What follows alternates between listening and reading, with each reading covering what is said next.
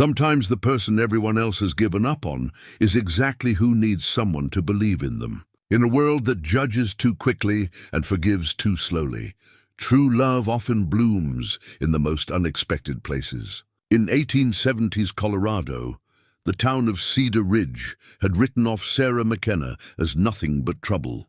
Cast out and unwanted, she seemed destined for a hard life alone. But when mountain man Jacob Stone took her in, he saw something the others missed. While they saw her troubled past, he saw her strength and courage. What started as simple kindness grew into something deeper in those mountain peaks. Two broken souls found healing together in the wilderness. But what secret would threaten everything they built? Before we jump back in, tell us where you're tuning in from. And if this story touches you, make sure you're subscribed, because tomorrow I've saved something extra special for you. The autumn morning mist clung to the wooden storefronts of Cedar Ridge like a shroud, and Sarah McKenna pulled her worn shawl tighter around her shoulders as she walked the familiar path to Thompson's general store. The cobbled main street, rutted from countless wagon wheels and horse hooves, stretched before her like a gauntlet she had to run each day just to survive. At 28, Sarah carried herself with a dignity that poverty and judgment had not been able to break, though both had certainly tried. Her auburn hair, once carefully pinned and styled, now hung in a simple braid down her back. Her dress, a faded blue calico that had seen better years, was clean and mended with careful stitches. On her left hand, catching the pale morning light, sat a simple gold wedding band, the only reminder of Thomas McKenna, her husband of 3 short years, who had died in a mining accident 2 summers past. The townspeople of Cedar Ridge had their opinions about Sarah McKenna, and they weren't shy about sharing them. She was the widow who couldn't seem to find her place, the woman who had somehow failed to secure another husband despite her youth.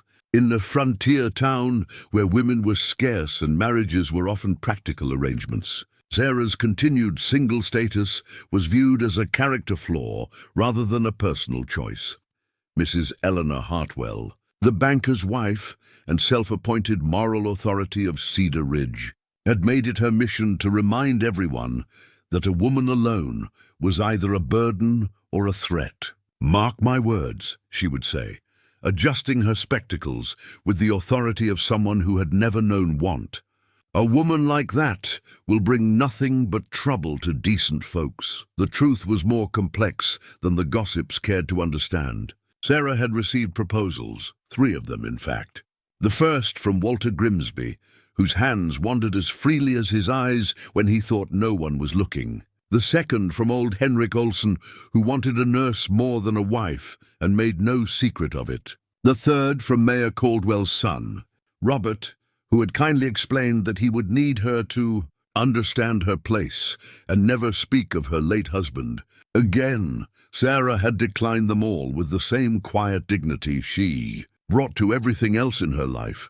She would not trade her self-respect for security, no matter how precarious her situation became. This principled stance, however admirable, had not endeared her to a community that valued conformity above almost everything else. The bell above Thompson's door chimed as she entered, and conversations fell silent with the practiced ease of people who had been talking about the very person who just walked in. Sarah kept her chin up and her expression neutral as she approached the counter, where James Thompson sorted through a delivery of supplies. "Morning, Mr. Thompson," she said, her voice carrying the refined cadence that marked her as different from most frontier women. Sarah had been raised in Denver, educated in a proper school, and married to a man who had encouraged her to read and think for herself. These qualities, which should have been assets, had instead become sources of suspicion in Cedar Ridge. Thompson looked up, his weathered face creasing into what passed for a smile. He was one of the few people in town who treated Sarah with basic decency, though she suspected this had more to do with her reliable payments than any personal sympathy. "Mrs. McKenna, what can I do for you today?" "I need coffee, flour, and salt if you have them. And perhaps some of that honey you had last week, if there's any left." Thompson nodded and began gathering her items. Behind her, Sarah could hear the whispered conversations resuming, fragments about that McKenna woman and causing problems that she had grown skilled at ignoring. As Thompson wrapped her purchases, the store door opened with enough force to make the bell ring frantically. Sarah turned to see Mayor Caldwell enter, flanked by two members of the town council, Dr. Harrison and Reverend Walsh. The expression on Caldwell's face suggested this was not a casual shopping trip. "Mrs. McKenna," Caldwell said, his voice carrying the authority of his office. "Oh, we've been looking for you." Sarah's hands stilled on her packages. "Is there something I can help you with, Mayor?" "I think you know why we're here." Caldwell's grey eyes were cold, and Sarah felt the familiar knot of anxiety tighten in her stomach. "There have been complaints." "What kind of complaints?" Dr. Harrison stepped forward, his medical bag clutched in his hand like a shield. "About your living situation? About the influence you might be having on the younger women in town? About your refusal to accept the generous offers you've received?" Sarah's jaw tightened. "My living situation is hardly anyone's concern but my own. I pay my rent, I cause no trouble, and I certainly haven't influenced anyone to do anything improper." "That's not how everyone sees it," Reverend Walsh interjected, his thin voice carrying the weight of moral authority. "A woman alone, refusing the stability of marriage, setting an example of defiance." Defiance? Sarah's composure cracked slightly. "Is it defiance to choose not to marry men who view me as property or a convenience?" The silence that followed was heavy with disapproval. Around the store, other customers had stopped their shopping to listen, creating an audience for what was clearly meant to be Sarah's public censure. Mayor Caldwell cleared his throat. "The fact remains, Mrs. McKenna, that your presence in Cedar Ridge has become problematic. The town council has discussed this matter at length, and we've reached a decision." Sarah's heart began to race, but she kept her voice steady. "What decision?" "You have 1 week to make arrangements to leave Cedar Ridge. We'll provide a wagon and supplies for travel, but your residency here is no longer welcome." The words hit Sarah like a physical blow. Cedar Ridge wasn't much, but it was the only home she had left. Her husband was buried in the cemetery on the hill overlooking the town. Her small rented room above the seamstress shop contained the few possessions that remained of her old life. "This is my home," she said quietly. "I've done nothing wrong." "You've done nothing right either." Mrs. Hartwell's voice cut through the store as she emerged from behind a display of fabric.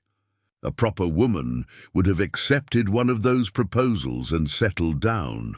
Instead, you parade around like you're too good for the rest of us. Sarah turned to face the other woman, her auburn hair catching the light from the store's windows. "I've never acted as if I were better than anyone. I've simply asked to be treated with the same respect I show others." "Respect is earned," Dr. Harrison said, adjusting his spectacles, "and earned through proper behavior, through understanding one's place in the community."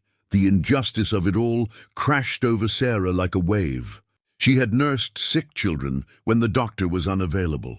She had sewn burial shrouds for families who couldn't afford them. She had shared her meager supplies with neighbors in need. Yet because she wouldn't marry for convenience, she was being driven from her home. 1 week, Mayor Caldwell repeated. "We're not unreasonable people, Mrs. McKenna. We're offering you a chance to leave with dignity." Sarah's fingers found her wedding ring, turning it slowly as she often did when thinking of Thomas. He would have been furious at this treatment, would have stood up to these people with the quiet strength that had made her fall in love with him. But Thomas was gone, and Sarah was alone. "I understand," she said finally, though her voice carried a tremor she couldn't quite suppress. As the town officials filed out of the store, Sarah completed her purchases with hands that shook slightly. The other customers avoided her eyes, suddenly fascinated by displays they had seen hundreds of times before. The silence stretched uncomfortably until the door closed behind the last customer, leaving Sarah alone with Thompson. "I'm sorry about that, Mrs. McKenna," the shopkeeper said quietly. "It ain't right what they're doing." Sarah nodded, not trusting her voice. She gathered her packages and walked toward the door, her dignity intact even as her world crumbled around her. Outside, the autumn air seemed sharper, the mountains in the distance more imposing. Cedar Ridge suddenly felt smaller, its wooden buildings and dusty streets closing in around her like a trap. She had 1 week to figure out where a woman with no family and limited means could go in a territory where winter was approaching fast. As she walked back toward her small room, Sarah passed the cemetery where Thomas lay buried beneath a simple wooden cross. She paused at the gate, looking up at the hill where weathered headstones marked the lives of people who had found their final rest in Cedar Ridge. Soon, she would have to leave even this connection to her past behind. But Sarah McKenna had survived her husband's death, poverty, and 2 years of social isolation. She would find a way to survive this too. She had to believe that somewhere in this vast territory there was a place where a woman could be valued for her character rather than her willingness to compromise. What she could not have imagined was that her salvation would come from the most unlikely source of all, a man the townspeople whispered about but rarely saw, who lived alone in the mountains and was known throughout the territory simply as Jacob Stone. The mountain man who would change everything was, at that very moment, loading supplies onto his packhorse just 3 streets away, preparing for his monthly trip back to the high country where the first snows were already beginning to fall. 3 days had passed since the town council's ultimatum, and Sarah McKenna sat on the edge of her narrow bed, staring at the worn leather traveling bag that held everything she owned in the world. The bag had belonged to her mother, had carried her possessions when she first came west with Thomas, and now would carry them away from the only home she had left. She had spent those 3 days making inquiries, writing letters to distant relatives who might remember her, and exploring every possible option for a woman alone on the frontier. The responses had been discouraging at best. Her aunt in Kansas City had written back suggesting Sarah consider a position as a governess, but required references from respectable families, something the people of Cedar Ridge were unlikely to provide. A cousin in San Francisco had offered sympathy, but cited her own family's financial struggles as reason she couldn't help. Sarah folded her few dresses carefully, along with her mother's recipe book and the small photograph of her and Thomas on their wedding day. Her fingers lingered on the image, Thomas in his best suit, herself in the white dress she had sewn with such hope for the future. How different things might have been if that mineshaft hadn't collapsed. A sharp knock at her door interrupted her packing. Sarah rose and opened it to find Mrs. Patterson, the seamstress who rented her the room, standing in the hallway with an expression of barely concealed excitement. "There's someone downstairs asking for you," Mrs. Patterson said, her eyes bright with curiosity. "A mountain man." Big fellow, doesn't say much. Sarah's heart skipped. Mountain men rarely came into town, and when they did, it was usually for supplies before disappearing back into the wilderness. She couldn't imagine why one would be asking for her specifically. Did he give a name? Stone, Jacob Stone. Mrs. Patterson leaned closer, lowering her voice. "He's the one they tell stories about. Lives way up in the high country, comes down maybe once a month. Folks say he was a soldier once, but nobody knows for sure." Sarah had heard the name whispered in the general store and saloons. Jacob Stone was something of a local legend, a man who had chosen complete solitude over the company of others, who could survive in conditions that would kill most men, and who was said to be fair in his dealings but dangerous to cross. "What does he want with me?" "Didn't say. Just asked if Sarah McKenna lived here and if he could speak with her." Mrs. Patterson's expression grew more serious. "I told him about your situation." "Hope that was all right," Sarah nodded, though her stomach churned with nervousness. She smoothed her skirt and checked her hair in the small mirror before following Mrs. Patterson downstairs to the shop's main room. Jacob Stone stood near the window, his broad frame silhouetted against the afternoon light. He was taller than Sarah had expected, well over 6 feet, with dark hair that brushed his collar and a beard that spoke of long months in the wilderness. His clothes were practical, worn leather pants, a heavy wool shirt, and boots that had seen countless miles of mountain trails. At his side hung a hunting knife in a well-worn sheath, and his hands, Sarah noticed, were scarred from years of hard work. When he turned to face her, Sarah was struck by his eyes, a deep brown that seemed to take in everything while revealing nothing. There was no judgment in his gaze, no assumption or expectation. He simply looked at her as if she were a person worthy of his attention, something that had become rare in Cedar Ridge. "Mrs. McKenna," he said, his voice deep and quiet. "I'm Jacob Stone, Mr. Stone." Sarah inclined her head politely. "Mrs. Patterson said you wanted to speak with me." He nodded toward the door. "Would you mind walking with me? What I have to say might be better discussed privately." Sarah hesitated for a moment, then reached for her shawl. Whatever this man wanted, it couldn't be worse than her current situation. She followed him outside into the crisp afternoon air. Jacob Stone didn't speak immediately. Instead, he walked slowly down the main street, his long strides adjusted to match her pace. Sarah noticed how people stared from doorways and windows, some with curiosity, others with the kind of wariness reserved for things they didn't understand. "I heard about the town council's decision," he said finally, his voice carrying just loud enough for her to hear. "Seems like a hard thing to do to a woman who's caused no real trouble." Sarah glanced up at him, surprised by the directness of his statement. "News travels quickly in a small town." It does. They had reached the edge of town, where the road began its climb toward the mountains. Jacob stopped and turned to face her. "I also heard you've got no place to go." The bluntness of it stung, but Sarah appreciated his honesty more than the polite sympathy others had offered. "That's true. I've got a cabin up in the high country, about a day's ride from here, in a valley most folks don't know exists. It's not fancy, but it's solid and warm. And there's good water and game." Sarah stared at him, not immediately understanding what he was suggesting.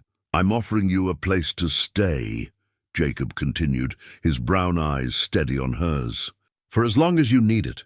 No strings attached, no expectations except that you pull your own weight." The offer was so unexpected that Sarah couldn't respond immediately. A dozen questions flooded her mind, along with the warnings she had heard about trusting strange men in the wilderness. But when she looked at Jacob Stone, she didn't see the predatory gleam she had learned to recognize in men like Walter Grimsby. She saw something else entirely, a quiet strength and an honesty that seemed as solid as the mountains themselves. "Why?" she asked finally. "You don't even know me." Jacob was quiet for a long moment, his gaze moving to the mountains that rose beyond the town. "I know enough. I know you've been treated poorly by people who should have known better. And I know what it's like to be judged for choices that make sense to you, but not to others. But a woman alone with a man, people will talk." A slight smile touched the corner of his mouth. "People already talk about both of us, Mrs. McKenna. Can't imagine it getting much worse." Sarah found herself almost smiling in return. There was a dry humor in his words that appealed to her, and a logic that was hard to argue with. What did the opinions of Cedar Ridge matter if she was being forced to leave anyway? "Your cabin? Is it really as isolated as you say?" "More so. Nearest neighbor is about 20 miles away, and he's another fellow who prefers his own company. You'd have privacy and peace and time to figure out what you want to do next." The promise of peace was almost overwhelming. Sarah had lived with the weight of constant judgment for so long that she had forgotten what it felt like to simply exist without defending her choices. "What would you expect from me in return?" "Like I said, just that you pull your weight. Help with the cooking and mending, maybe tend a garden come spring. Basic things that make life easier for both of us." Sarah studied his face, looking for any sign of deception or hidden motives. She found none. Jacob Stone seemed to be exactly what he appeared, a man offering help to someone who needed it, with no ulterior purpose beyond basic human decency. "The winter's coming," he continued. "Mountain winter's hard and it lasts long. If you're going to consider this, it needs to be soon."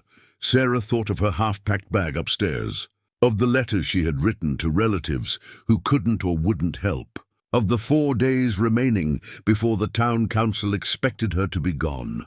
Then she thought of the mountains she could see from her window, wild and free and untouched by the petty judgments of small-minded people. I need some time to think about it, she said. Of course. Jacob reached into his shirt pocket and pulled out a small piece of paper. I'll be camping by Miller's Creek tonight, about 2 miles north of town. If you decide you want to come, meet me there at first light. If not, I'll head back up to the high country and you'll not be bothered by me again. Sarah took the paper, which contained simple directions to the creek. Their fingers brushed briefly as she took it, and she was surprised by the gentleness of his touch. Thank you, she said. For the offer, I mean. Whatever I decide, it was kind of you to make it. Jacob nodded and tipped his hat. Until tomorrow, then. Or not. Sarah watched him walk away, his long strides carrying him quickly toward the edge of town. As he disappeared around a bend in the road, she realized she was holding her breath. She looked down at the paper in her hand, then up at the mountains, where snow was already beginning to dust the highest peaks. For the first time in days, she had a choice that didn't involve compromise or surrender. Whatever Jacob Stone's motivations, he was offering her something no one else had the chance to start over on her own terms. Now she just had to decide if she was brave enough to take it. Sarah stood before the hand-carved door of Jacob Stone's mountain cabin, her traveling bag clutched in one hand and her heart hammering against her ribs. The decision to meet him at Miller's Creek that morning had been made in the pre-dawn darkness of her rented room, when the alternative, boarding a wagon to nowhere with the few dollars she had saved, seemed far more frightening than trusting a stranger. The journey to the cabin had taken most of the day, winding through trails that seemed to disappear and reappear at Jacob's whim. He had ridden ahead on his horse while she followed on the gentle mare he had provided, speaking little but occasionally pointing out landmarks or warning her about loose rocks on the narrow path. Now, as evening shadows stretched across the mountain valley, Sarah found herself facing a life completely unlike anything she had known. The cabin was larger than she had expected, built from massive logs that spoke of both skill and permanence. Jacob had carved the door himself, she realized, noting the intricate details worked into the wood, pine boughs and mountain peaks that seemed to flow naturally from the grain. It's beautiful, she said. Running her fingers along the carved surface, Jacob paused in unloading supplies from his pack horse. Took me most of a winter to get it right. Had plenty of time to work on it. He opened the door and gestured for her to enter first. The interior was spartanly furnished, but immaculately clean. A stone fireplace dominated one wall, with a simple wooden table and 2 chairs positioned nearby. Along another wall stood a cooking area with shelves holding neatly arranged supplies. A ladder led to a small loft area that Sarah assumed was Jacob's sleeping quarters. You can have the main room, Jacob said, as if reading her thoughts. I'll move my things upstairs. There's a curtain we can string up for privacy if you want. Sarah set down her bag and looked around the space that would be her home for the indefinite future. It was rustic, certainly, but there was something peaceful about its simplicity. No ornate furniture that required constant care, no delicate items that might break and cause social catastrophe. Just solid, practical comfort. This is more than generous, Mr. Stone. I don't know how to thank you. Jacob, he said, beginning to move items from a trunk near the fireplace. And you can thank me by making yourself useful. First rule of mountain living, everyone contributes or everyone suffers. Over the next hour, Jacob showed her the basics of life in his remote valley. The well was 50 yards from the cabin, protected by a small wooden shelter he had built to keep animals away from the water source. The root cellar, dug into the hillside behind the cabin, stored vegetables and preserved meat that would see them through the winter months. A small barn housed his horse and the mule he used for heavy work, along with tools for maintaining the property. Nearest town besides Cedar Ridge is Millfield, about 30 miles north, Jacob explained, as they walked the perimeter of his cleared land. I go there sometimes for supplies I can't make or grow myself. Folks there don't ask many questions. Sarah nodded, beginning to understand the isolation she had committed herself to. They were truly alone here, dependent on each other and their own resources for survival. The thought should have terrified her, but instead she felt a surprising sense of relief. No Mrs. Hartwell to scrutinize her every movement. No town council to judge her choices. Just the mountains, the changing seasons, and the simple requirements of daily survival. "What do you do up here all alone?" she asked as they returned to the cabin. Jacob considered the question as he fed wood to the fireplace. "I hunt, trap some, raise vegetables in the summer, read when the weather's bad. Think mostly. Don't you get lonely?" He looked at her across the growing fire, his brown eyes reflecting the flames. "Loneliness is different from being alone. I was lonelier in towns full of people than I've ever been up here." Sarah understood that distinction more than she cared to admit. She had been surrounded by people in Cedar Ridge, but had felt increasingly isolated as their judgment weighed on her. Here, with only Jacob for company, she felt less alone than she had in months. "What about you?" Jacob asked, settling into one of the chairs by the fire. "What did you do before your husband died?" Sarah took the other chair, grateful for his direct approach to what could have been an awkward topic. "Thomas and I had a small house in Cedar Ridge. I kept house, helped some of the other women with sewing and cooking when they needed it. Thomas worked the copper mine until—" She paused, the familiar tightness in her throat making it difficult to continue. "Mine accident," Jacob said quietly. It wasn't a question. Cave in. He and 3 other men didn't make it out. Sarah stared into the fire, remembering the awful day when Dr. Harrison had come to her door with his hat in his hands and sorrow in his eyes. "That was 2 years ago. I'm sorry for your loss." The simple words, spoken without elaboration or false comfort, meant more to Sarah than all the lengthy condolences she had received from the people of Cedar Ridge.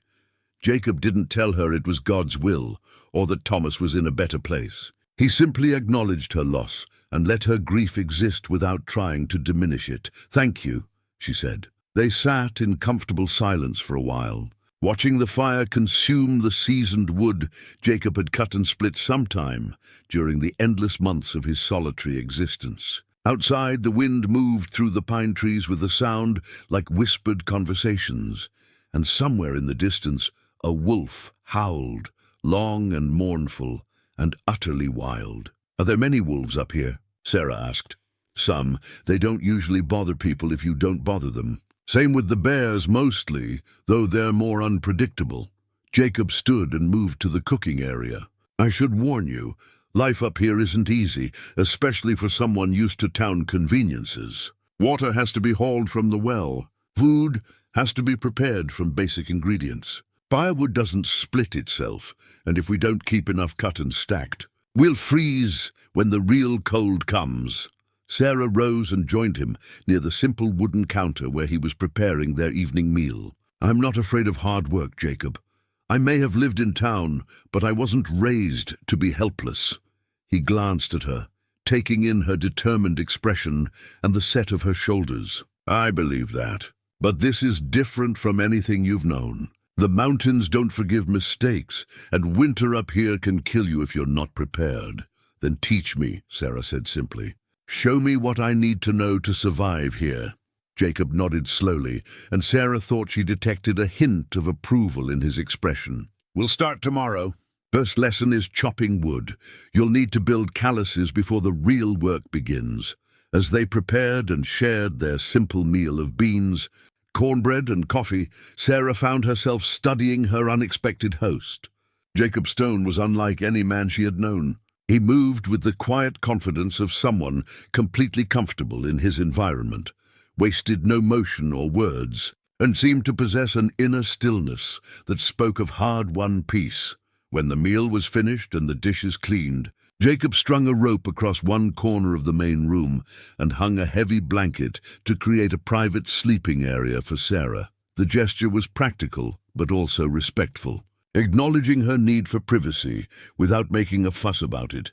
"Good night, Sarah," he said as he climbed the ladder to the loft. "Good night." Jacob, alone behind her makeshift curtain, Sarah unpacked her few belongings and prepared for her first night in the mountains. As she settled onto the simple but comfortable bed Jacob had provided, she listened to the unfamiliar sounds of the wilderness, the settling of the cabin walls, the distant call of a night bird, the whisper of wind through the trees. For the first time in 2 years, Sarah McKenna fell asleep without worrying about what tomorrow's judgments might bring. Sarah's hands were raw and blistered by the end of her first week at the cabin, but she had never felt more capable. Each morning, Jacob would assign her tasks that seemed impossible: splitting kindling, hauling water, learning to preserve meat from his hunting trips, and each evening she would collapse into bed, having accomplished things she had never imagined herself doing. On this particular morning, she stood in the cabin's main room, consulting her mother's recipe book, while Jacob worked outside mending harnesses. The small, weathered notebook had traveled with her from Colorado Springs to Cedar Ridge, and now to this remote mountain valley. Its pages held more than recipes. They contained her mother's careful handwriting, notes about family gatherings, and memories of a time when cooking was about creating joy rather than merely surviving. "Sarah?" Jacob's voice called from outside. "Could you come here a moment?" She set down the book and stepped outside to find Jacob examining the cabin's chimney with a frown. A light snow had begun to fall, dusting the clearing with the season's first real accumulation. "What's wrong?" "Mortar's cracking around some of these stones. If I don't fix it before the hard cold sets in, we'll have smoke backing up into the cabin." He gestured toward the damaged area. "I need to mix new mortar, but it's easier with 2 people. You mind helping?" Sarah nodded, though she had no idea what mixing mortar involved. Over the past week, she had learned that "I don't know how" was rarely an acceptable answer in mountain life. Jacob had patiently taught her to distinguish between different types of firewood, to read weather signs in the movement of clouds, and to preserve vegetables in the root cellar, using techniques that seemed like magic. For the next 2 hours, they worked together preparing clay and limestone mortar in a wooden trough behind the cabin. Jacob showed her how to achieve the right consistency, testing the mixture by letting it hold its shape when pressed. Sarah found herself watching his hands as he demonstrated, scarred and calloused from years of this life, but surprisingly gentle when handling delicate tasks. "You're a good student," Jacob said, as Sarah successfully mixed a batch to his specifications. "Most people from town would have given up by now. Most people from town never had to learn or starve," Sarah replied, wiping sweat from her forehead despite the cool air. Jacob paused in his work, studying her with those perceptive brown eyes. "Is that how it felt? Like you might starve?" Sarah considered the question as she continued mixing. "Not physically, maybe. But yes, in other ways. I felt like I was slowly disappearing, becoming less and less myself every day. I tried to fit into what they expected." And now, she looked around the clearing, taking in the mountains that surrounded them, the cabin that was becoming home, and the man who had given her a chance to start over. "Now I feel like I'm becoming more myself than I've been in years." Jacob nodded and returned to his work. But Sarah caught what might have been a smile tugging at the corner of his mouth. That afternoon, while Jacob climbed onto the roof to repair the chimney, Sarah decided to surprise him with something special for dinner. She had been contributing to their meals all week, but tonight she wanted to create something that would remind them both that they were building more than just survival. They were creating a home. She consulted her mother's recipe book, finding the instructions for beef stew that had been a family favorite. Jacob had brought back venison from a hunting trip 2 days earlier, and Sarah had been carefully rationing their vegetables to make them last through winter. Tonight seemed like the right time to use some of their stores for something more elaborate than their usual simple fare. As she worked, Sarah found herself humming, something she realized she hadn't done since Thomas died. The melody was an old hymn her mother used to sing while cooking, and it seemed to fill the cabin with warmth that had nothing to do with the fire crackling in the hearth. "Something smells good in here." Sarah turned to find Jacob standing in the doorway, snow dusting his dark hair and shoulders. He had finished the chimney repair and looked tired but satisfied with the work. "I hope you don't mind. I used some of the vegetables you've been saving." Jacob hung his coat on a peg by the door and moved closer to the cooking area. "Mind?" Sarah, that smells better than anything I've eaten in months. She felt a flush of pleasure at his approval. Cooking for Jacob was different from the obligatory meal preparation she had done as a widow trying to stretch her small income. This felt like caring for someone who appreciated her efforts, whose approval mattered because it was freely given rather than expected. "It was my mother's recipe," Sarah said, stirring the thick stew. "She always said the secret was in the timing, knowing when to add each ingredient so they all come together properly."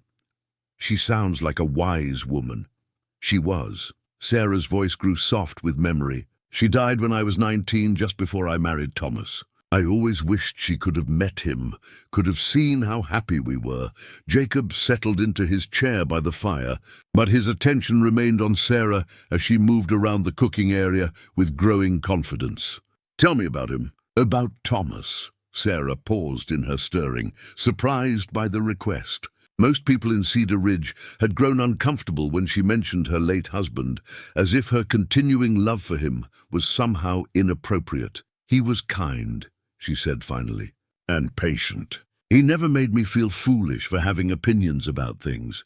Never suggested that I should keep my thoughts to myself because I was a woman. Sounds like a good man." He was. Sarah ladled the stew into bowls and brought them to the table. "He used to say that two people should make each other stronger, not smaller." Jacob accepted his bowl with a nod of thanks. "Smart man." They ate in comfortable silence for a while, the only sounds the crackling of the fire and the whisper of snow against the windows. Sarah watched Jacob's face as he tasted her cooking, noting the way his expression softened with what appeared to be genuine pleasure. "This is remarkable," he said finally.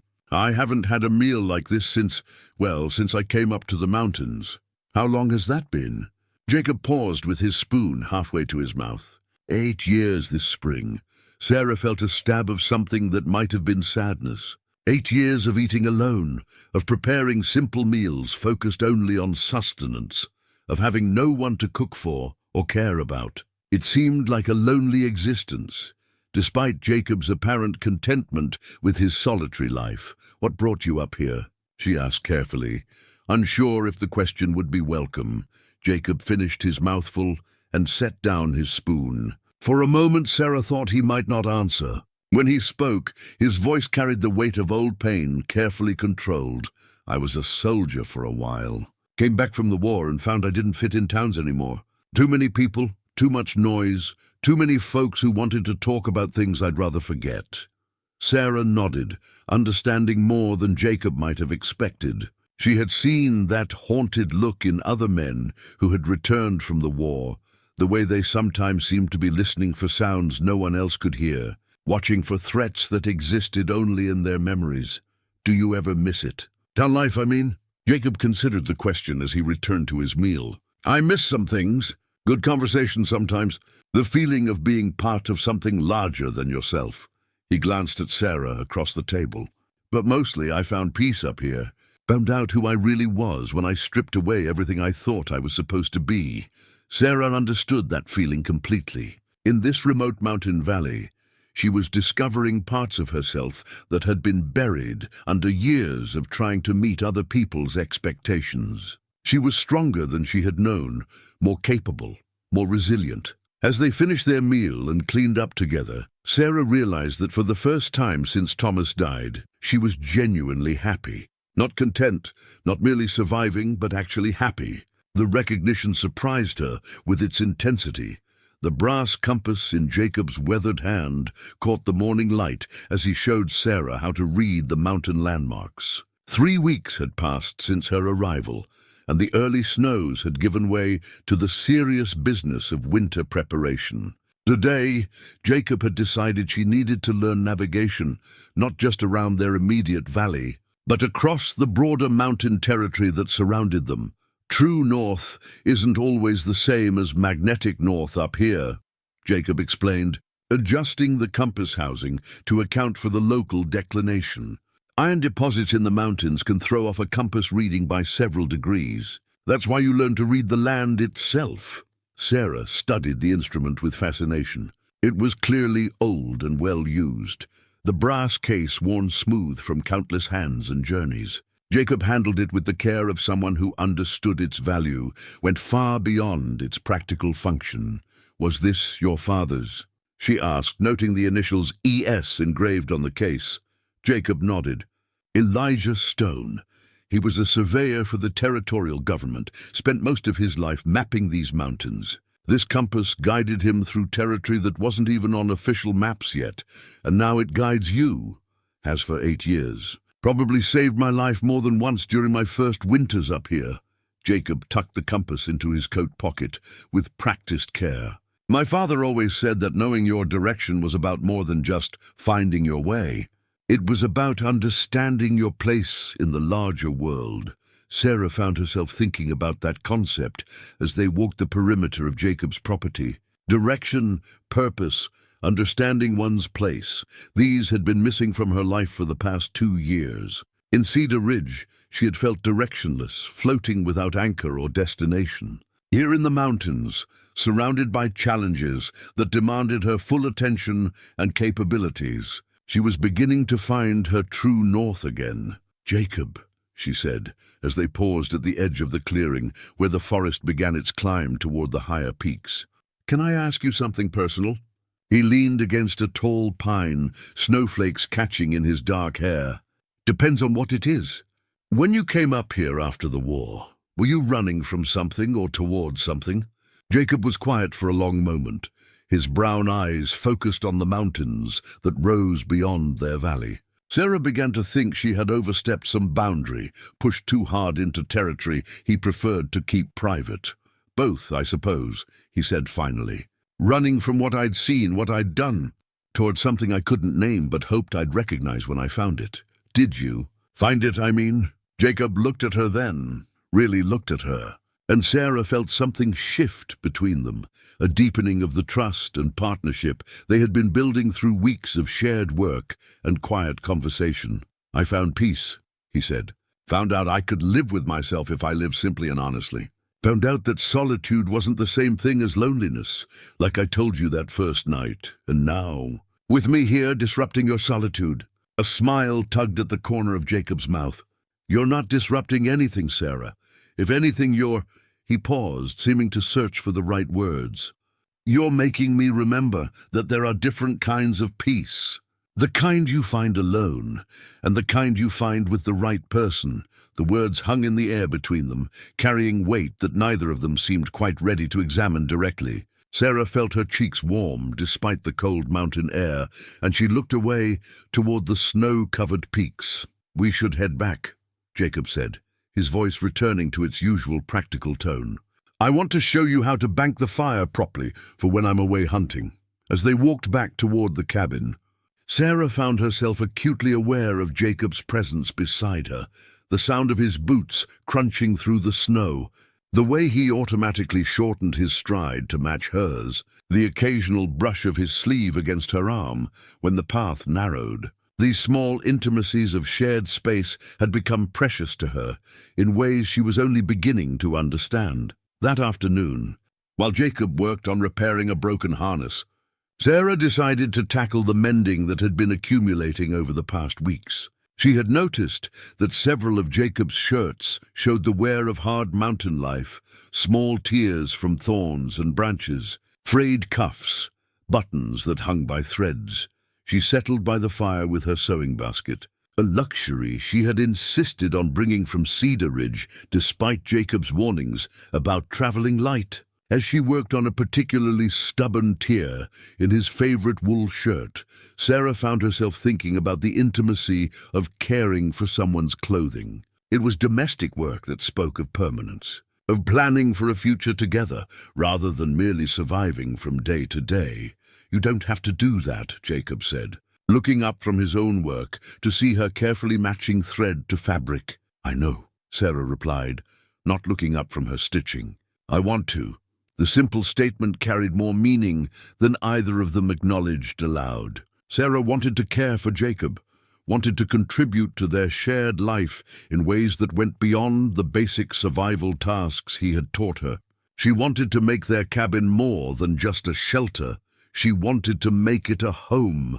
"Sarah," Jacob said quietly, and something in his tone made her look up from her sewing. "Yes, I need you to know something. About why I really offered to bring you up here." Sarah set down her mending, giving him her full attention. Jacob rarely spoke about his motivations or feelings, preferring to let his actions speak for themselves. "It wasn't just charity," he continued, his hands stilling on the leather he was working. "When I heard what those people were doing to you, how they were treating you, it made me angry in a way I hadn't felt in years." "Angry?" "Furious," Jacob corrected. "You were being punished for having principles, for refusing to compromise yourself for their comfort. That kind of small-minded cruelty." He shook his head, his jaw tightening with remembered emotion. Sarah felt something warm unfurl in her chest. Jacob's offer had seemed too generous to be real, too good to be true. To learn that it had come from a place of genuine outrage at her treatment, of respect for her choices rather than pity for her circumstances, changed everything. "Thank you," she said softly, "for telling me that." "There's more," Jacob said, meeting her eyes across the firelit room. "Having you here, it's changed things for me. Made me realize how empty this place was before, how much I was just existing rather than living." Sarah's breath caught. The admission was more than Jacob had ever revealed about his inner life, more vulnerability than she had expected from a man who had built his existence around self-reliance and emotional control. "It's changed things for me too," she said, "in ways I'm still trying to understand." They looked at each other across the quiet cabin, the crackle of the fire and the whisper of wind outside the only sounds. Something had shifted between them. Some barrier had been crossed, and they both seemed to recognize that their relationship was becoming something neither of them had planned for. "Sarah," Jacob said, his voice rough with emotion he was clearly struggling to control. But before he could continue, a sound from outside broke the moment, the distant but unmistakable sound of horses approaching through the snow. Jacob was on his feet instantly, moving to the window with the fluid grace of someone accustomed to potential danger. "Riders coming up the valley," he said, his voice sharp with concern. 3 of them, maybe 4. Sarah felt a chill that had nothing to do with the mountain air. No one should be coming to Jacob's remote cabin, especially not in weather like this. Whatever brought visitors to their peaceful valley, she was certain it wasn't good news. Sarah's fingers found her mother's silver locket at her throat, a nervous habit she had developed during the difficult days in Cedar Ridge. The small piece of jewelry held the only photograph she had of her parents together, and touching it often brought her comfort in moments of uncertainty. Now, as the sound of approaching horses grew closer, the locket felt less like comfort and more like a tangible connection to the family she had lost and the belonging she was still searching for. Jacob moved away from the window with the controlled urgency of a man accustomed to trouble. "Get your coat," he said quietly, "and stay close to me when we go outside. Who do you think it is?" "Don't know yet, but honest folks don't usually ride up here in weather like this, and they sure don't travel in groups." Jacob checked his rifle, though he made no move to load it. "Could be lost, could be looking for shelter, could be something else entirely." Sarah pulled on her heavy coat, the one Jacob had insisted she buy from Thompson's store before leaving Cedar Ridge. At the time, she had thought it unnecessarily expensive, but after weeks in the mountains, she understood that good gear could mean the difference between comfort and suffering, sometimes even between life and death. The sound of hoofbeats stopped just outside the cabin, followed by the jingle of harnesses and the low murmur of men's voices. Jacob opened the door before anyone could knock, stepping out onto the covered porch with Sarah close behind him. 4 men sat their horses in the clearing, all of them looking cold and travel-worn.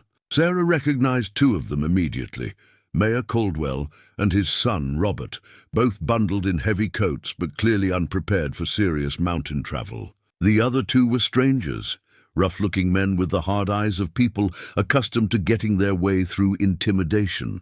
"Mr. Stone," Mayor Caldwell called out, his breath forming clouds in the cold air. "We need to speak with you." "Speak then," Jacob replied, his voice carrying none of the warmth Sarah had grown accustomed to.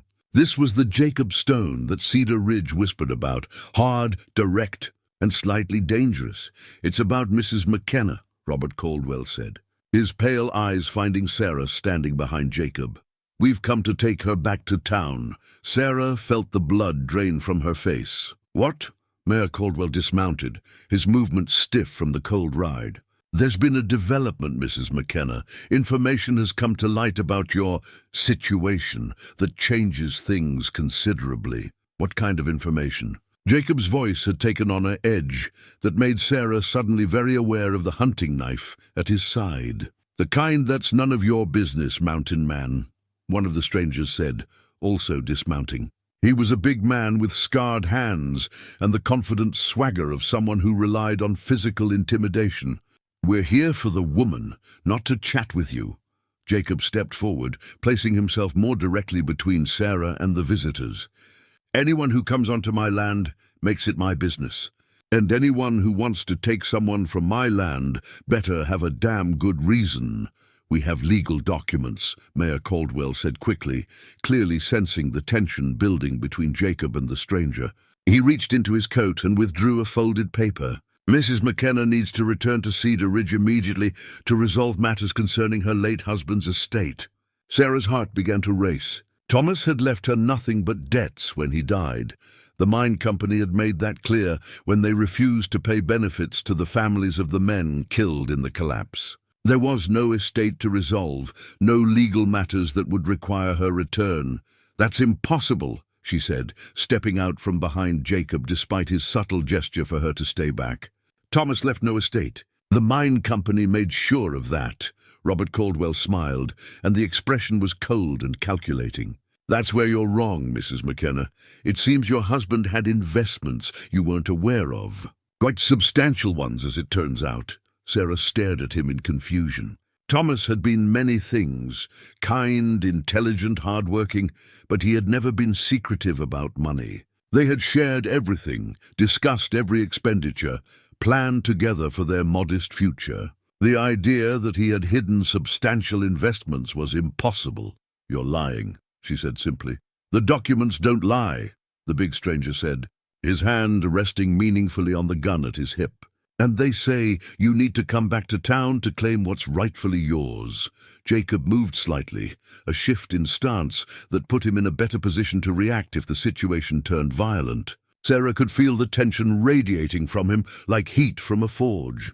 "Let me see those documents," Jacob said. "These are legal matters that don't concern you," Mayor Caldwell replied, though his voice carried less authority than it had in Cedar Ridge's general store. "Everything that happens on my land concerns me," Jacob said flatly. "Show me the papers or get back on your horses and ride out." For a moment, Sarah thought the strangers might choose violence over compliance. The bigger man's hand tightened on his gun, and his companion shifted in his saddle as if preparing to dismount. But something in Jacob's stillness, in the complete absence of fear or uncertainty in his bearing, seemed to give them pause. Mayor Caldwell handed over the documents with obvious reluctance. Jacob scanned them quickly, his expression growing darker with each line he read. "These papers are forgeries," he said finally, looking up at the mounted men. "Poor ones at that.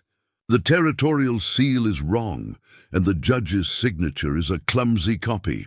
You're hardly qualified to judge legal documents," Robert Caldwell said. But his voice lacked conviction. "I'm qualified to recognize lies," Jacob replied, "and to know when someone's trying to con a woman who doesn't deserve it." Sarah felt a chill that had nothing to do with the mountain air. "What's really going on here? Why are you trying to get me back to Cedar Ridge?" The big stranger laughed, a harsh sound in the quiet valley. "Tell her, Caldwell. Tell her about her inheritance." Mayor Caldwell's face flushed red above his coat collar.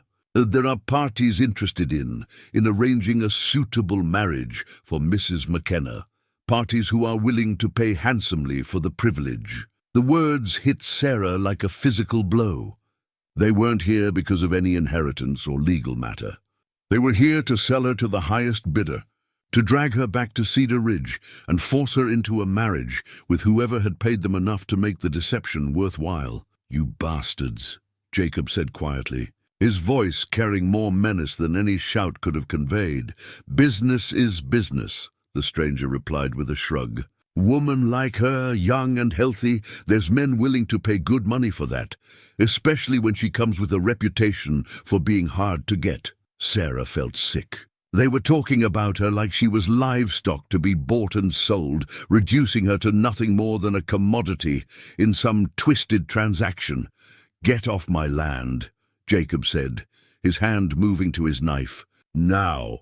We're not leaving without the woman, the big stranger said, finally dismounting and taking a step toward the porch. Yes, you are, Jacob replied, and something in his voice made all four men go very still.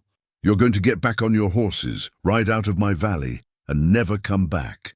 And if any of you ever bother, Mrs. McKenna again, if you so much as speak her name in town, I'll come down from these mountains and remind you why. People tell stories about men like me.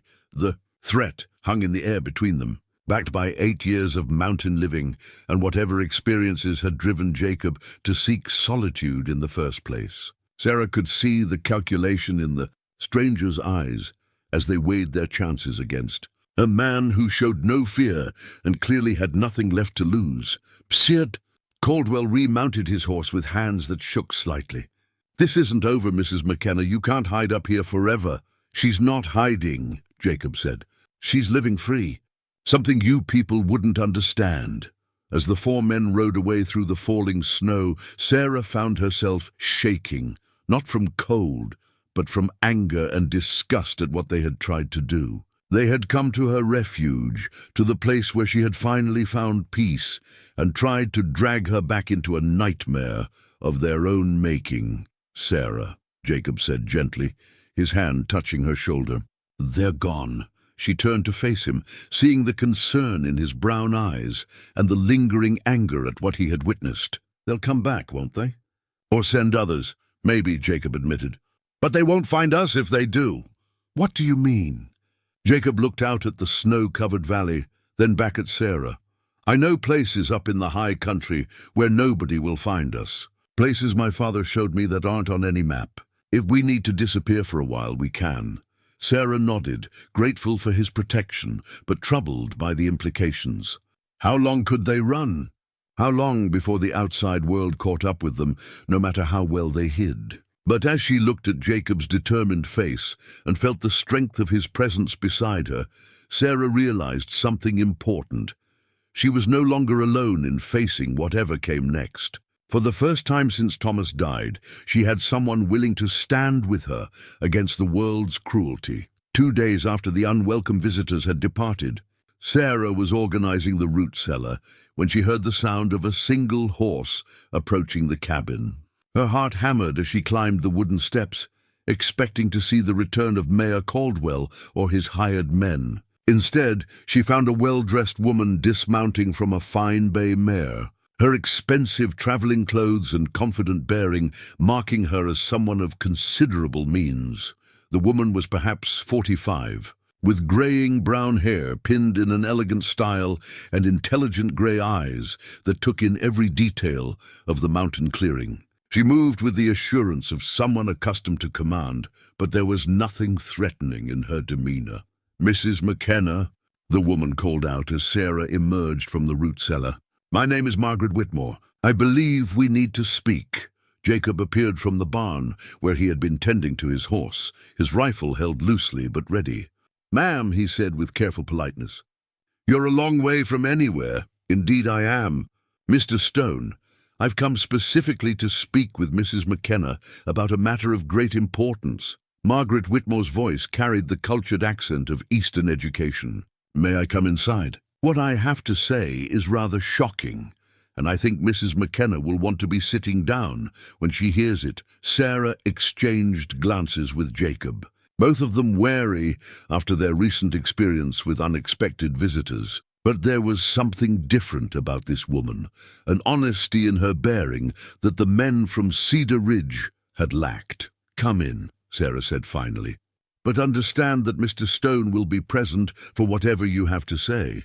I would expect nothing less, Margaret replied with what appeared to be genuine approval. Inside the cabin, Margaret accepted the chair Sarah offered but declined coffee.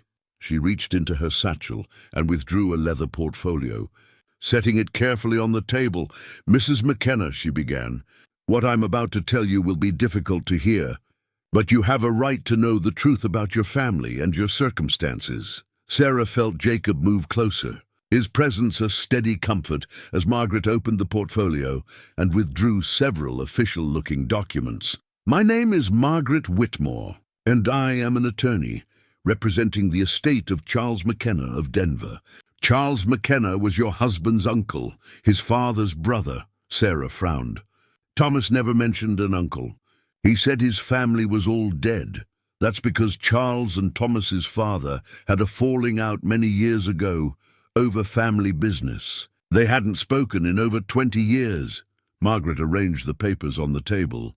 "Charles spent those years building a considerable fortune in mining operations, real estate, and banking investments throughout Colorado Territory. I still don't understand what this has to do with me," Sarah said, though her heart was beginning to race with a premonition she couldn't name.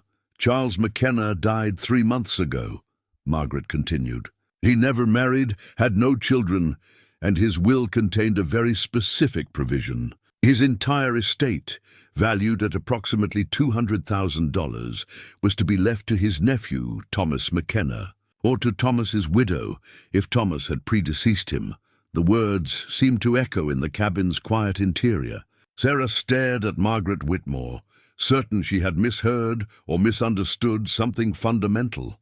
$200,000? Jacob said quietly. "At minimum," Margaret confirmed. "The estate includes mining claims, property in Denver and Colorado Springs, and substantial bank holdings.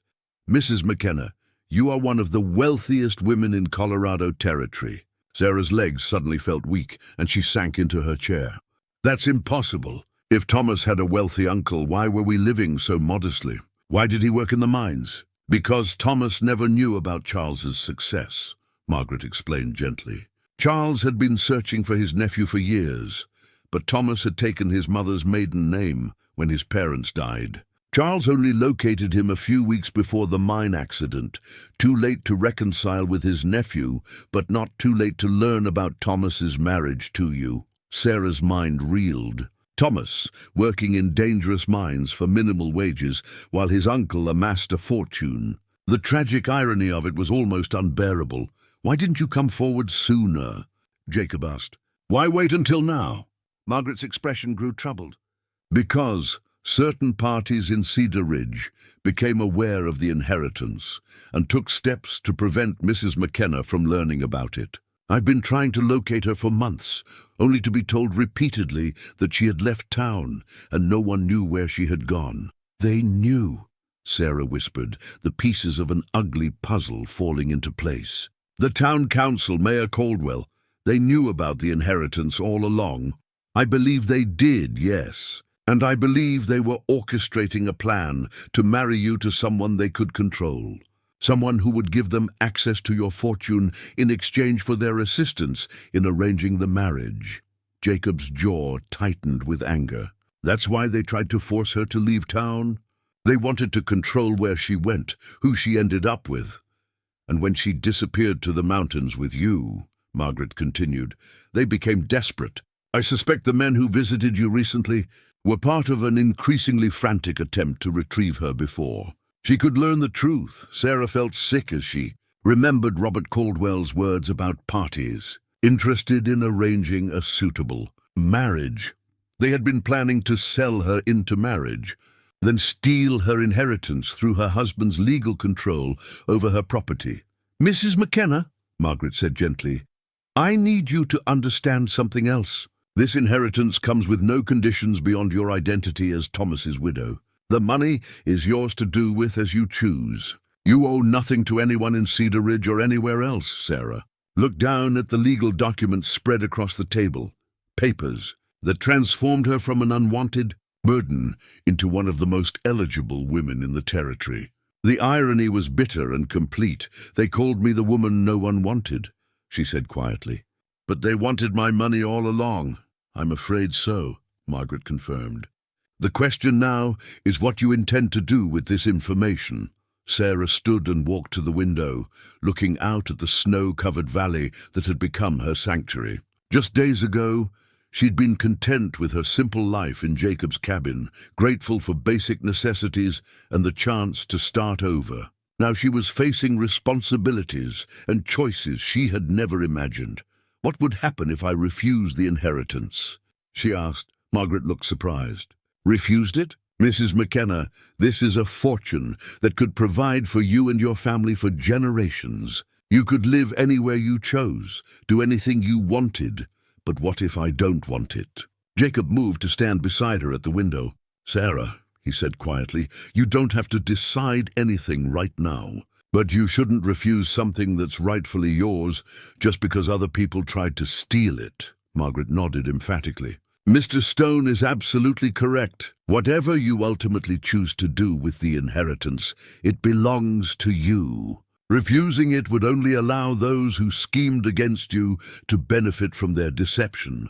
Sarah turned back to face them, her mind struggling to process the magnitude of what she had learned. She was wealthy beyond anything she had ever imagined, but the knowledge felt more like a burden than a blessing. If I accept the inheritance, she said slowly, what happens next? There are papers to sign, accounts to establish, properties to transfer, Margaret explained.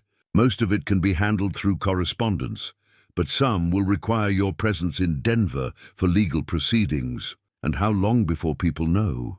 Before the news spreads? Margaret's expression grew sympathetic.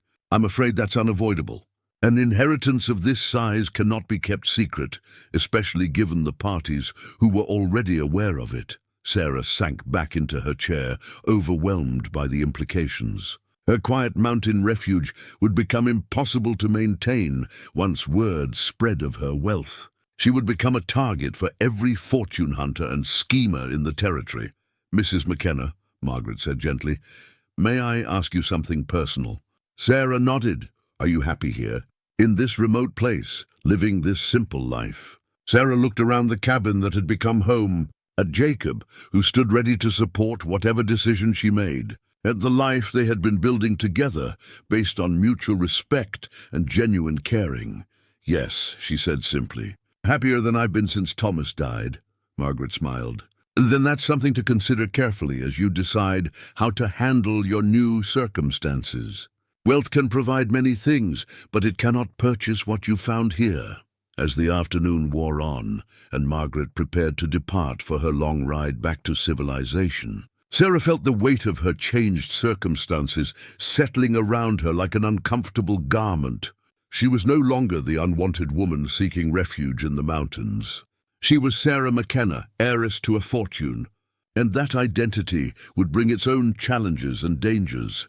But as she watched Jacob help Margaret secure her saddlebags for the journey ahead, Sarah realized something important.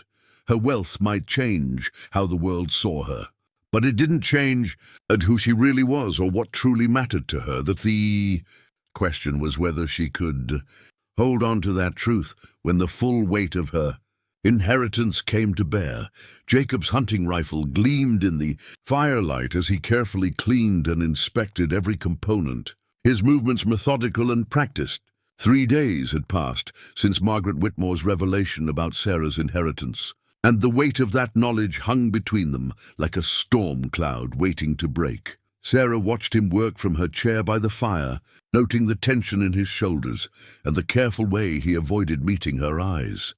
They had spoken little since Margaret's departure, both of them struggling to process how fundamentally everything had changed. You're planning something, Sarah said finally, her voice cutting through the cabin's oppressive quiet. Jacob paused in his cleaning, the rifle's action half disassembled in his hands. I'm planning to keep you safe. From what? From everyone who's going to come looking for you once word spreads about your inheritance. Jacob's voice was flat, controlled, but Sarah could hear the underlying emotion he was trying to suppress. And there will be many of them. Sarah set down her mending and moved to the window, peering out at the snow-covered valley that had been their sanctuary. Maybe they won't find us here. They'll find us, Jacob said with grim certainty. Money like that, it draws people like blood draws wolves. And some of those people won't be as polite as Mayor Caldwell. Sarah turned back to face him, seeing the worry etched in the lines around his brown eyes. So what are you suggesting? That we run? Keep running until they give up? Jacob resumed cleaning his rifle, his movements sharp with suppressed anger. I'm suggesting that you accept reality. You're not the unwanted woman anymore, Sarah. You're one of the richest people in Colorado Territory. And that makes you a target for every desperado conman and fortune hunter from here to California. And you think I should just leave? Give up the life we've built here? The question hung in the air between them, weighted with all the things they had been avoiding saying. Jacob set down his rifle and finally looked at her directly. I think you should go to Denver. Claim your inheritance properly and use that money to build whatever kind of life you want. His voice was steady, but Sarah could see the pain in his eyes. You don't belong up here anymore. Sarah felt as if he had slapped her. Don't belong here. This is my home now, Jacob, our home. No, Jacob said quietly, standing and moving away from her. This was a temporary refuge for a woman who had nowhere else to go. But you're not that woman anymore. You have choices now, opportunities, a whole world open to you. What if I don't want the whole world? What if I want this? Sarah gestured around the cabin, frustration and hurt making her voice rise. What if I want you? The words hung between them, finally spoken aloud after weeks of careful dancing around their growing feelings. Jacob's expression went carefully blank, and Sarah knew with sinking certainty that he was about to break her heart. You think you want this? He said, his voice gentle but implacable. But you can't know for sure. A few months ago, you were a refined woman living in town. Now you're talking about giving up a fortune to live in a mountain cabin with a man who spent 8 years hiding from civilization. I'm not giving up anything, Sarah said desperately. I'm choosing what matters to me. What matters to you right now, Jacob corrected. But what about next year? What about when the novelty of mountain life wears off and you start thinking about all the things you could have had? Sarah moved closer to him, searching his face for any sign that he wanted her to stay. Is that what you really think of me? That I'm so shallow, so fickle, that I'd trade away everything good in my life for money? Jacob's mask slipped for a moment, and Sarah saw the raw pain beneath his careful control. I think you're a remarkable woman who deserves better than a life of isolation with a broken-down soldier who's forgotten how to live among civilized people. You're not broken down, Sarah said fiercely. You're the strongest, most honorable man I've ever known. And if you think I'm going to let my inheritance drive me away from the first real happiness I've found since Thomas died, then you don't know me at all. Jacob turned away from her, staring into the fire. Maybe that's the problem. Maybe we don't really know each other. Maybe we've both been so grateful for companionship that we've mistaken it for something deeper. The words cut Sarah more deeply than any physical blow could have. You don't mean that, don't I? Jacob faced her again, his expression hard. Think about it, Sarah. A few months ago, you were desperate enough to follow a stranger into the wilderness rather than face whatever the town had planned for you. Now you're rich enough to go anywhere, do anything, marry anyone you choose. Are you really going to tell me that those circumstances don't change how you see your options? Sarah felt tears prick her eyes, but she refused to let them fall. The only thing that's changed is that you're looking for excuses to push me away. I'm trying to do what's best for you. No, you're trying to do what's safest for you, Sarah shot back. You're so afraid of being hurt again, so convinced that you don't deserve happiness, that you'd rather drive away the best thing that's happened to either of us. Jacob's jaw tightened. Maybe you're right. Maybe I am afraid. But that doesn't change the facts. You have a fortune waiting for you and responsibilities that come with it. You can't just ignore that. Sarah sank into her chair, suddenly exhausted by the circular nature of their argument. I never said I would ignore it, but I also won't let it dictate my entire life. Then what do you propose? Jacob asked. How do you plan to handle an inheritance that size while living in isolation on a mountain? Sarah looked at him across the firelit cabin, seeing the man who had given her refuge when no one else would. who had taught her to survive and thrive in conditions she had never imagined facing. The man she had fallen in love with, despite all the reasons why it seemed impossible. "I propose we go to Denver together," she said quietly. "I'll handle the legal requirements, establish proper management for the inheritance, and then we come back here." Jacob shook his head. "It's not that simple, Sarah.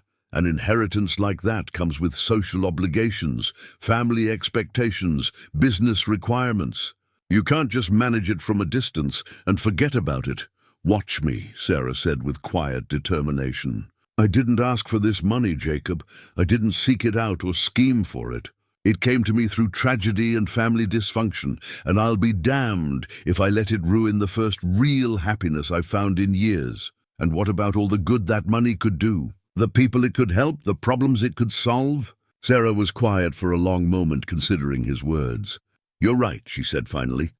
"The money could do a lot of good, but it can do that good whether I'm living in a Denver mansion or a mountain cabin. What it can't do is make me happy if I'm living the wrong life with the wrong people." Jacob sat down across from her, his rifle cleaning forgotten. "Sarah, I want you to listen to me carefully. In a few days, maybe a week, this valley is going to be swarming with people. Lawyers, fortune hunters, relatives you've never heard of, men claiming to be your true love, all of them wanting a piece of what you've inherited. Then we'll face them together." "No," Jacob said firmly, "we won't, because I'm going to take you to Denver myself. Make sure you're safely in the hands of people who can protect your interests. And then I'm coming back here alone." Sarah felt the blood drain from her face. "You're leaving me. I'm making sure you're safe and free to make real choices about your future. Choices that aren't influenced by gratitude or circumstances or the isolation of mountain life.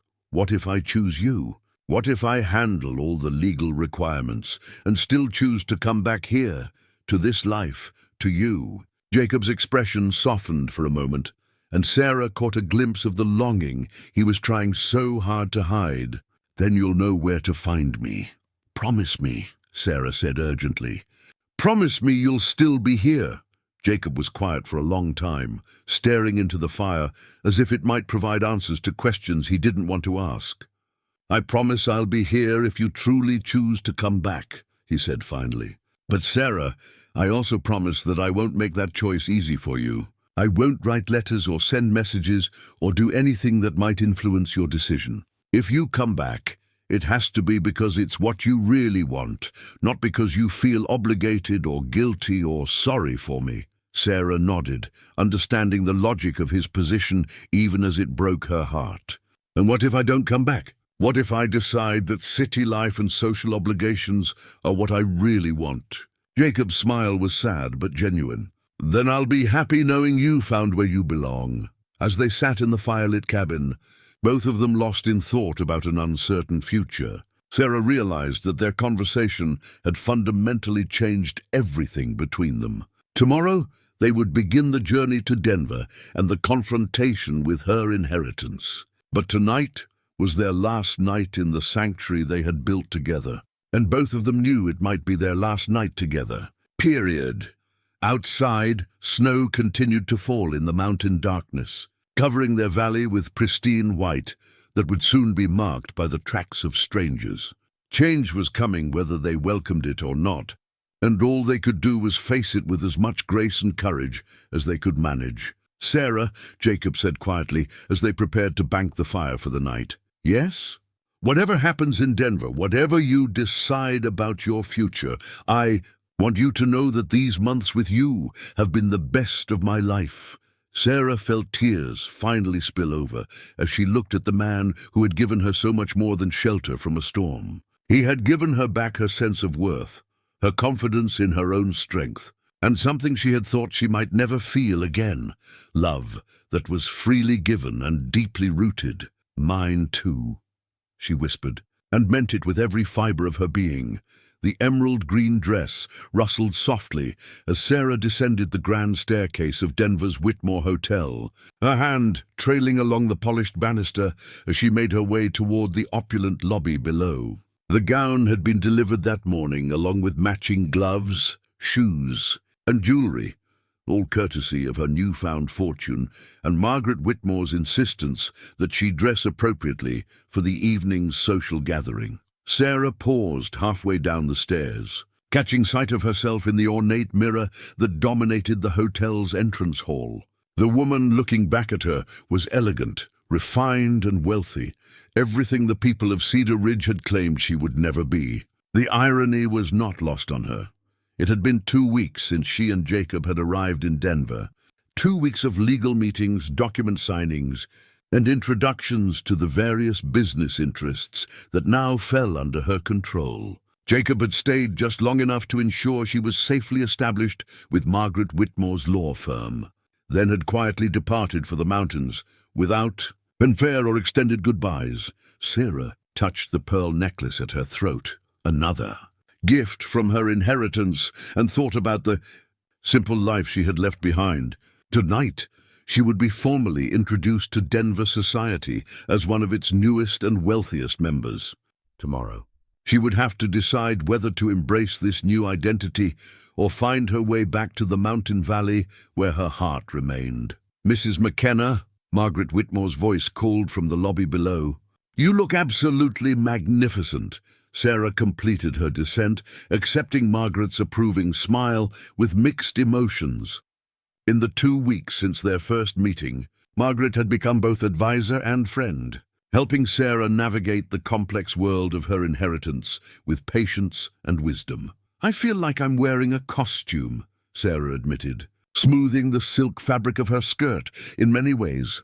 "You are," Margaret replied with surprising honesty. "Society expects certain things from a woman of your position. Tonight is about showing them that you can meet those expectations while maintaining your own sense of self." As they entered the hotel's main ballroom, Sarah was struck by the scene before her. Crystal chandeliers cast warm light over dozens of elegantly dressed guests, their conversations creating a gentle hum that spoke of wealth, power, and social significance. She recognized several faces from newspaper photographs, prominent businessmen, political figures, and society wives who wielded considerable influence in Colorado territory.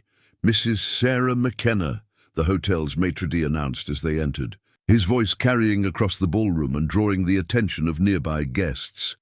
Sarah felt dozens of eyes turn toward her, appraising and curious. She lifted her chin and smiled graciously, drawing on the poise she had learned from her mother and the confidence she had gained through months of mountain living.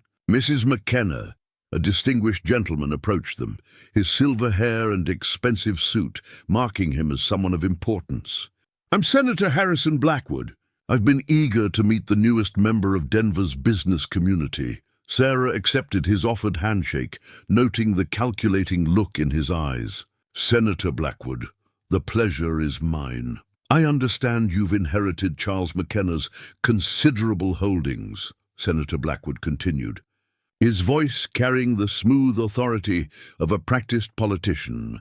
"Quite a responsibility for someone so young." "I'm learning to manage it appropriately," Sarah replied carefully, aware that every word would be analyzed and reported throughout Denver's social circles.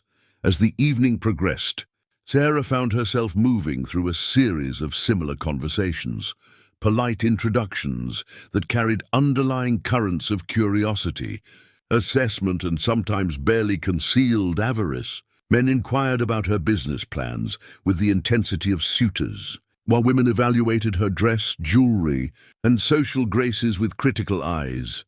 "You're handling this remarkably well," Margaret murmured during a brief lull between introductions. "I'm pretending I'm still on the mountain, dealing with wolves," Sarah replied quietly. The techniques are surprisingly similar. Margaret's laugh was genuine and warm.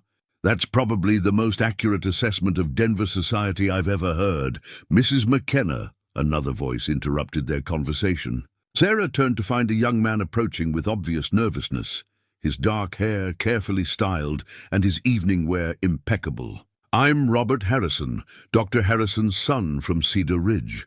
We've met before, though under different circumstances." Sarah felt her smile freeze as she recognized the man who had been part of the conspiracy to sell her into marriage. "Mr. Harrison, what brings you to Denver?" "Business," Robert replied smoothly, though his eyes carried a calculating gleam that made Sarah's skin crawl. "I wanted to apologize for the misunderstanding in Cedar Ridge. We had no idea about your true circumstances." "Misunderstanding?" Sarah's voice remained level, but she felt Margaret tense beside her. "Is that what you call attempting to force me into marriage through fraud and deception?" Robert's face flushed, but he maintained his polite facade. "I think there were miscommunications on all sides. Perhaps we could discuss this privately? I believe we could reach an understanding that would be mutually beneficial. I'm quite satisfied with my current understanding, Mr. Harrison," Sarah replied coolly. "And I have no interest in any arrangement you might propose." "Mrs. McKenna," Robert pressed, stepping closer and lowering his voice, "you must realize that a woman of your position needs proper guidance. The business world can be treacherous for someone without experience." Margaret moved protectively closer to Sarah. "Mrs. McKenna has excellent legal and financial counsel. Mr. Harrison, she hardly needs advice from someone who participated in a conspiracy to defraud her." Robert's mask slipped slightly, revealing the anger beneath his polite exterior. "You can't stay hidden behind lawyers forever, Mrs. McKenna, and you can't stay hidden in the mountains either. Someone of your wealth has obligations to society. My obligations are my own to determine," Sarah said firmly. "Now, if you'll excuse us." As Robert reluctantly withdrew, Sarah felt a surge of satisfaction. The woman who had once been intimidated by Cedar Ridge's social pressures was now capable of facing down men who had tried to exploit her vulnerability. "Well handled," Margaret said quietly. "But I suspect that won't be the last attempt to pressure you into some sort of arrangement." Sarah nodded, understanding that her wealth made her a target for schemes far more sophisticated than anything Cedar Ridge had attempted. As she continued to navigate the evening's social complexities, she found herself thinking increasingly of Jacob's warnings about the world that would come seeking her fortune. The evening reached its crescendo when Senator Blackwood called for the guests' attention, tapping his crystal champagne glass with a silver spoon until the ballroom fell silent. "Ladies and gentlemen," the senator announced, his voice carrying easily across the room, "tonight we have the pleasure of welcoming a remarkable young woman to Denver society. Mrs. Sarah McKenna has not only inherited one of Colorado Territory's great fortunes, but she represents the finest qualities of frontier resilience and determination." Polite applause filled the ballroom as Sarah felt the weight of dozens of stares. This was her formal introduction to the life her inheritance had made possible, a life of privilege, influence, and social responsibility that seemed as foreign to her as the mountain wilderness had once felt.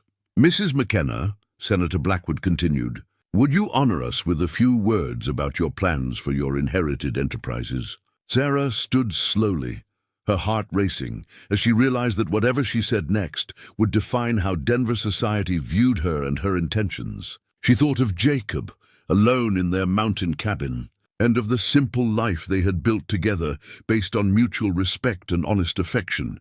"Thank you, Senator Blackwood," she began, her voice carrying clearly through the silent ballroom.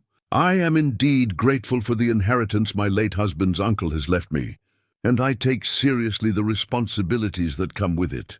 She paused, looking around the room at the faces watching her with such intense interest. "However, I want to make something very clear to everyone present. My wealth will not define my choices, nor will it determine where I live or whom I associate with. I intend to use this inheritance to benefit others while living according to my own values and principles." A murmur ran through the crowd, and Sarah could see surprise and some disapproval on several faces. Wealthy women were expected to embrace their social obligations, not declare independence from them.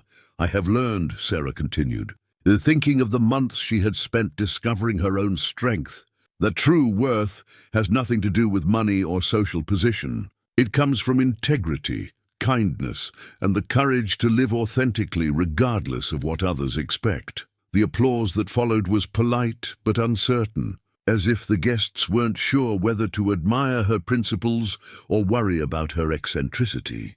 Sarah didn't care. She had spoken her truth, and in doing so, had reminded herself of what truly mattered. As the evening wound down and guests began to depart, Sarah found herself standing by the ballroom's tall windows, looking out at the gaslit streets of Denver. Somewhere beyond those lights, beyond the noise and complexity of city life, lay the mountain valley where she had found peace. "Penny for your thoughts," Margaret said. Joining her at the window, "I was thinking about choices," Sarah replied. "About what it means to be truly free," Margaret nodded thoughtfully. "And what conclusion have you reached?" Sarah turned from the window, her decision crystallizing with sudden clarity. That freedom isn't about having unlimited options. It's about having the courage to choose what makes you genuinely happy, regardless of what others think you should want. "And what makes you genuinely happy, Sarah?" Sarah smiled, feeling lighter than she had in weeks. A hand-carved door, morning coffee by a stone fireplace, and a man who sees my strength instead of my vulnerability. Margaret's own smile was knowing and approving. "Then I believe you know what you need to do." The simple gold bands caught the morning light streaming through Margaret Whitmore's office windows as Sarah examined them with quiet satisfaction. She had chosen them herself from a modest jeweler's shop, preferring their understated elegance to the elaborate rings that her newfound wealth could easily afford. "Are you certain about this decision?" Margaret asked, though her tone carried approval rather than concern. "You could have any ring in Denver, any wedding that society could imagine." Sarah closed the small velvet box and tucked it into her traveling bag. "I'm certain. If Jacob and I are going to build a life together, it should reflect who we really are, not what others expect us to be." It had taken Sarah 3 weeks to arrange her affairs in Denver according to her own specifications rather than society's expectations. She had established a trust to manage her inheritance, appointed Margaret as her primary legal representative, and set up charitable foundations that would distribute much of her wealth to causes she believed in: schools for frontier children, support for mining families, and assistance for women in circumstances similar to her own former situation. The inheritance would continue to generate income. But Sarah had structured everything so that she could live modestly while ensuring the money did good work in the world. She would be comfortable but not ostentatious, independent but not isolated from those in need. "I've prepared the documents you requested," Margaret said, handing Sarah a leather portfolio. "Property deed for the mountain valley, legal protections for your privacy, and financial arrangements that will allow you to live quietly without interference." Sarah accepted the portfolio with gratitude. "And the other matter we discussed?" Margaret's smile was distinctly satisfied. "Mayor Caldwell and his associates will find their business prospects considerably diminished in the coming months. I've made sure that their attempts to defraud you have become common knowledge among territorial authorities and business leaders." "I don't want revenge," Sarah said carefully. "I just want to ensure they can't do to other women what they tried to do to me." "Justice and revenge are not the same thing," Margaret replied. "What I've arranged is justice." As Sarah prepared to leave Denver for what she hoped would be the last time in a long while, she reflected on the transformation she had undergone in the past month. She had arrived as a refugee from small-town prejudice and was departing as a woman who had faced down society's expectations and chosen her own path. The journey back to the mountains took 2 days, and with each mile that carried her away from Denver's noise and complexity, Sarah felt herself becoming more fully herself again. She had hired a guide for the trip, a weathered frontiersman named Tom Garrett, who asked no questions and respected her need for quiet contemplation. "Valley you're heading to is pretty remote," Tom commented as they made camp on their final night before reaching Jacob's cabin. "Most folks don't even know it exists."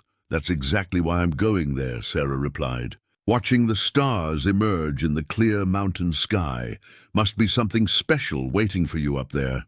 Sarah thought of Jacob. probably sitting by his fire at that very moment, reading or working on some project, living the solitary life he had returned to after bringing her to Denver.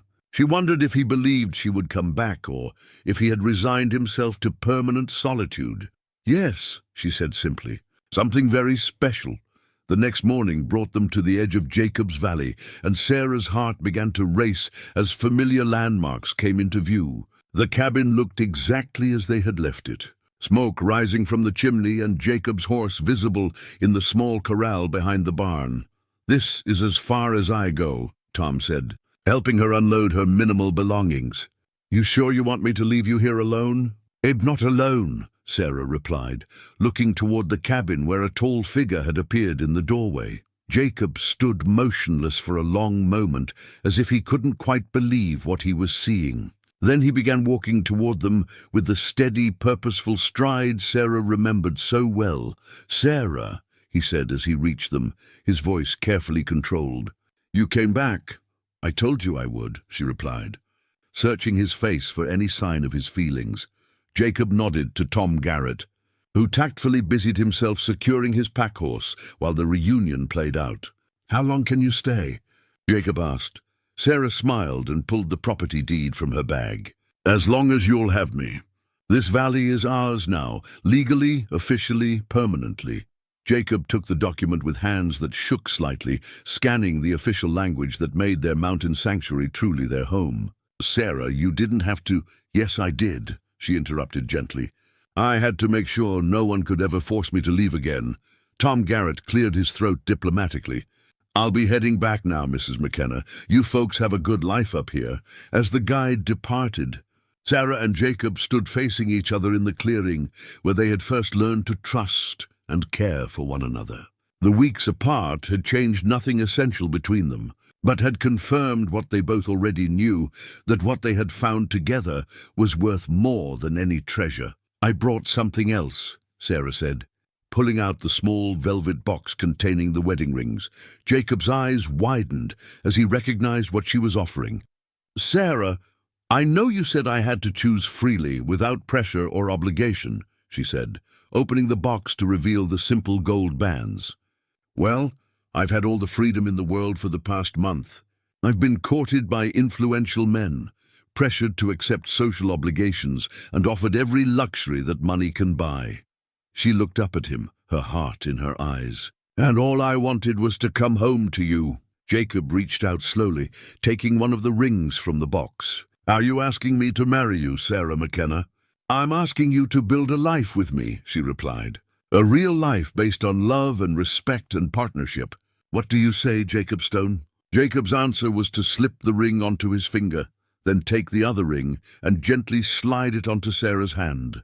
"I say yes to everything," he said, his voice rough with emotion. "To marriage, to partnership, to whatever life we can build together in this valley." As they held each other in the shadow of the mountains that had brought them together, Sarah knew she had finally found her true home, not in a place, but in the arms of a man who had seen her worth when the rest of the world had written her off.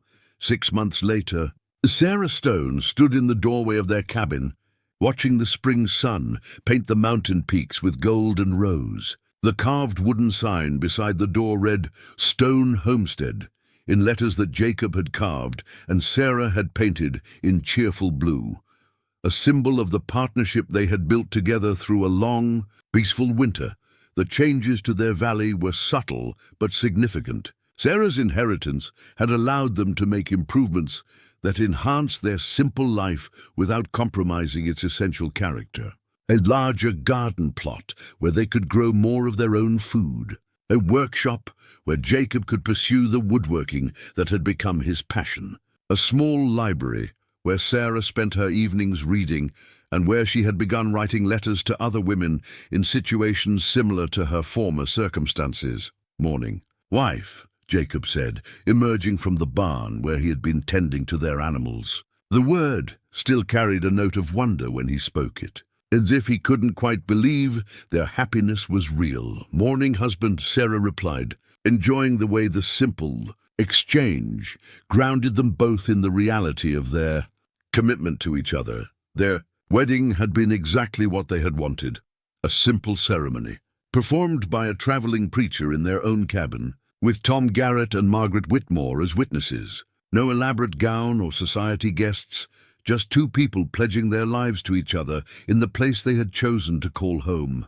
"Letter came yesterday," Jacob said, holding up an envelope bearing Margaret's familiar handwriting. "Thought you might want to read the news from Denver." Sarah accepted the letter with curiosity. Margaret's correspondence kept them connected to the outside world without requiring them to be part of it, providing updates on legal matters and news about the charitable foundations Sarah had established. As she read, Sarah's eyebrows rose with surprise and then satisfaction. Margaret writes that the territorial governor has appointed a commission to investigate fraudulent marriage schemes targeting widows and single women. "Apparently, our experience in Cedar Ridge wasn't unique." "Good," Jacob said with grim satisfaction. "Maybe other women won't have to go through what you did."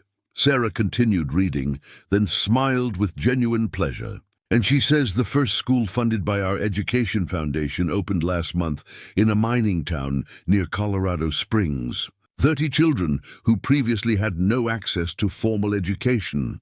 Your mother would be proud," Jacob said, watching Sarah's face light up with joy at the news. "Our mother," Sarah corrected gently. "This is our life, our work, our legacy." Jacob nodded, still sometimes surprised by how naturally Sarah included him in every aspect of her plans and dreams. The inheritance that could have divided them had instead become a tool for building something larger than either of them could have created alone. "Speaking of legacy," Sarah said, folding the letter carefully, "I have something to tell you." Something in her tone made Jacob look at her more closely, noting the particular glow in her cheeks and the way she unconsciously rested her hand on her stomach. "Sarah," he said quietly, hope and wonder beginning to dawn in his expression. "Dr. Morrison confirmed it when he came through last week," she said, her smile radiant. "We're going to have a child, Jacob, a little stone to grow up in our mountain valley." Jacob's response was to sweep her into his arms, spinning her around in the morning sunlight as his laughter echoed off the surrounding peaks. When he set her down, his eyes were bright with unshed tears. "A child," he said wonderingly. "Our child. Are you happy?" Sarah asked, though his expression made the question unnecessary. "Happy doesn't begin to cover it," Jacob replied, his hands cradling her face with infinite gentleness. "Grateful, amazed, terrified, and happier than I thought any man had a right to be." As they stood together in the doorway of their home, Sarah reflected on the journey that had brought them to this moment. A year ago, she had been the woman no one wanted, driven from her community and facing an uncertain future alone. Now she was a cherished wife, expectant mother, and partner in a life that perfectly balanced solitude with love, simplicity with purpose. "Do you ever regret it?" Jacob asked, as if reading her thoughts. "Giving up the life you could have had in Denver?" Sarah looked around their valley, at the garden they had planted together, the mountains that sheltered them, the cabin that had become a true home. "Never," she said with absolute certainty. "This is where I belong. This is who I was meant to be, even when the baby comes and life gets more complicated." Sarah laughed, imagining their quiet cabin filled with the sounds of children playing and learning. "Especially then. Our child will grow up knowing that worth isn't measured by what others think or what you own, but by how you treat people and whether you live according to your principles." Jacob nodded, understanding the legacy Sarah was speaking of. Not the financial inheritance that had changed her circumstances, but the values and strength they would pass on to their children. "And if our child wants something different? City life, society, things we can't provide up here? Then we'll support those dreams too," Sarah said simply. "But we'll make sure they understand they always have a home in this valley, with parents who love them unconditionally." As the morning sun climbed higher, painting their valley with warm spring light, Sarah and Jacob began their daily routine of caring for their animals, tending their garden, and maintaining the home they had built together. But now every task carried additional meaning. Every plan included considerations for the child who would soon join their mountain family. That evening, as they sat by the fire that had witnessed so many important conversations, Sarah opened her mother's recipe book and began planning meals that would nourish both her and the baby growing within her. Jacob worked on carving a small wooden toy, the first of many gifts he would create for their child. "You know," Sarah said, looking up from her planning, "I think Mother would have loved this place, would have loved you and your father." Sarah smiled, thinking of the gentle man who had taught her to read and encouraged her curiosity about the world. He would have appreciated a man who values his daughter's mind as much as her heart. As they prepared for bed in the cabin, where they had first learned to trust each other, Sarah thought about the story she would someday tell their child, about how love could bloom in the most unexpected places, how true worth had nothing to do with what others thought, and how sometimes the person everyone else gives up on is exactly who needs someone to believe in them. Outside, the mountain wind whispered through the pine trees, carrying the promise of summer warmth and autumn harvests, of children's laughter and quiet contentment.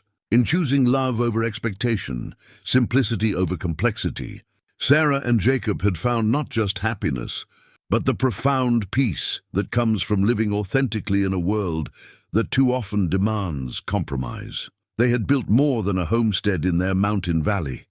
They had created a legacy of love, integrity, and the courage to choose what truly matters. And that legacy would endure long after the last snows melted from the highest peaks.